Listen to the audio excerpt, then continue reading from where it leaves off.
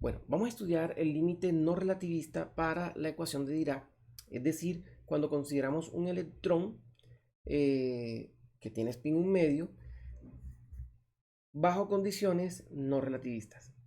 En otras palabras, vamos a llegar a la ecuación de Pauli. Cuando nosotros llegamos a la ecuación de Pauli, podemos hacer estudios de propiedades de los electrones no relativistas. Y bueno, ese es el siguiente tema que sigue, donde vamos a aplicar eso para estudiar el paramagnetismo de Pauli. Pero regresemos acá. Vamos a partir de la ecuación de Dirac y vamos a considerar la solución que encontramos para una partícula asociada a una posición x, y, z en el espacio, pero que se puede propagar en el tiempo. Es decir, una partícula que mantiene su posición en el espacio, pero que se propaga en dirección del tiempo, dado que la ecuación de Dirac nos permite hacer ese análisis, ¿no? Hacer el análisis de la partícula de reposo, donde esta partícula va a tener una energía que es la energía de reposo. Cuando analizamos esto, encontramos que el electrón tiene una energía de reposo de mc cuadrado, que es del orden de 0.5 megaelectronvoltios, y con esa energía de reposo, el electrón va a tener una frecuencia de oscilación que es del orden de 1 por 10 a la 20 Hz, lo cual significa que está en el límite entre los rayos gamma, entre los rayos X y los rayos gamma. Ahora bien, esa frecuencia de oscilación es bastante grande y esa energía de 0.5 megaelectronvoltios es bastante grande. Y esa consideración la vamos a tener en cuenta. Lo otro que vamos a tener en cuenta es que en las soluciones que vamos a explorar soluciones en las que vamos a separar esa frecuencia de oscilación debida a esa energía de reposo, la vamos a separar de las otras posibles frecuencias de oscilación que pueda tener el electrón. De tal manera que encontremos una solución en esa aproximación no relativista. O sea, vamos a desacoplar el problema. En este ejercicio de desacoplar el problema, tenemos nosotros que vamos a considerar estas soluciones, como habíamos comentado, de la forma que la componente que evoluciona en el tiempo, que encontramos para las partículas asociadas a una posición fija, pero que puede evolucionar en el tiempo, vamos a desacoplarla del resto de la solución. Entonces, teniendo en cuenta que la ecuación de Dirac nos enseña que la función de onda para el electrón, una partícula de spin medio cargada, tiene la particularidad de que tiene que ser descrita por 4 cantidades complejas que forman el espinor, pero que también la podemos agrupar en pares. En este caso vamos a agruparla en 2 espinores, cada uno con 2 componentes, el espinor fi moñito y si moñito. Cada uno de estos espinores vamos a escribirlo de tal forma que vamos a separar la energía asociada a la frecuencia asociada a la energía de reposo del resto de posibles energías que tenga el sistema. De esta forma vamos a comenzar a desacoplar el problema para la aproximación no relativista. Ahora, tomando la derivada parcial de phi moñito, tenemos esta expresión que podemos observar acá, ¿sí?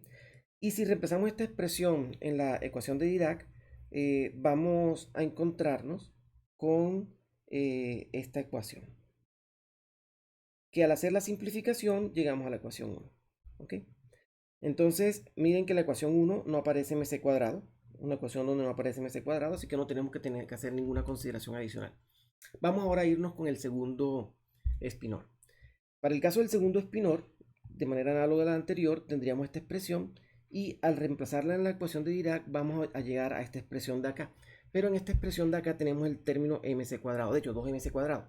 Recordemos que 2mc cuadrado, bueno, mc cuadrado para el electrón está del orden de 0.5 megaelectronvoltios. O sea que esto que está acá es del orden de 1 megaelectronvoltio.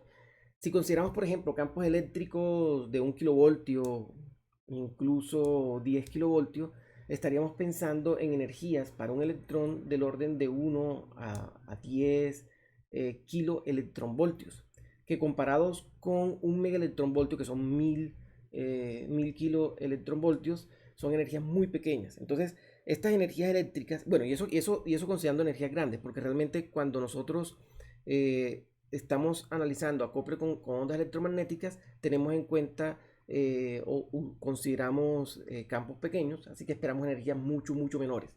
Por lo tanto, este término de acá es despreciable. porque este término domina. El otro término que también va a ser comparativamente mucho más pequeño que esta energía de reposo va a ser el término asociado a la evolución temporal, es decir, el término asociado a este operador de energía que tenemos acá.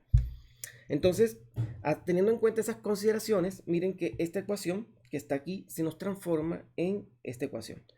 Si reemplazamos esta que está aquí en la que ya habíamos obtenido antes, es decir, en esta de acá, entonces llegamos a una expresión que es la que podemos ver nosotros acá. En esta expresión tenemos que desarrollar este producto. Para desarrollar este producto vamos a usar esta identidad. Esto les queda a ustedes para demostrarlo, demostrar que esta identidad es válida. Y teniendo en cuenta que esto que está acá corresponde a las matrices de Pauli, ¿sí? A las tres matrices de Pauli, un arreglo con las tres matrices de Pauli, un vector conformado por las matrices de Pauli, es decir, donde cada elemento será una matriz de Pauli. Si nosotros reemplazamos A y B por el operador de momentum cinético, pi, entonces nosotros encontramos esta expresión. Bueno, esta expresión de aquí. Ok, entonces, reemplazando esta expresión en la ecuación que habíamos obtenido, llegamos a esta ecuación de Pauli. Con la ventaja que la ecuación de Pauli predice, obtenida a partir de la aproximación de Dirac, predice que el término de Landé es 2 para el electrón, y esto es básicamente a lo que queríamos llegar. Queríamos llegar a la aproximación no relativista para la ecuación de Dirac, y de allí obtuvimos la ecuación de Pauli.